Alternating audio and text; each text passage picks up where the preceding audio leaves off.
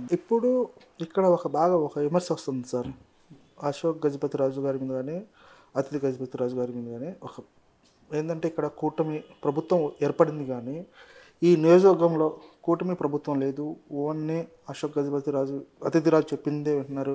మాకు ఎలాంటి మీటింగ్‌లు పిలవట్లేదు, ఎలాంటి ఫంక్షన్స్ పిలవట్లేదు అనేది ఇటు జనసేన నుంచి గానీ, ఇటు బీజేపీ నుంచి గానీ తీవ్ర వ్యతిరేకత వస్తుంది. మీరు దాన్ని ఎలా పరిష్కరిస్తారంటారు? అలా వస్తుందంటారా? వస్తారు. 100% వస్తుందండి. మేము ఆల్రెడీ అంటే జనరల్‌గా పార్టీ ఏ పార్టీ కార్యక్రమాలు ఆ పార్టీ చేసుకుంటున్నారు. ఓకే. ఆళ్ళు గాని, మేము గాని ఇంకో 3 పార్టీలు. అంటే కంబైన్డ్‌గా చేయవలసిన వర్క్స్ ఏమైనా ఉన్నాయనుకోండి, డెఫినెట్‌గా అందరినీ పిలుస్తున్నాం. ఎందుకంటే అది కూటమి గవర్నమెంట్ ప్రోగ్రామ్స్‌గా వస్తున్నారు. ఆళ్ళు ఇప్పుడు జనసేన ఉంటే అశ్విని గారు అటెండ్ అవుతుంటారు. మా ఎమ్మెల్యే గారి ప్రోగ్రామ్స్‌కి మేము ఆళ్ళ ప్రోగ్రామ్ మేము అటెండ్ అవుతున్నాం. తర్వాత బీజేపీ లేడీస్ కూడా ఇక్కడ ఉన్నారు. వాళ్ళు కూడా అటెండ్ అవుతున్నారు. అయితే అది అంత పెద్దగా నాకైతే కనిపించలేదు.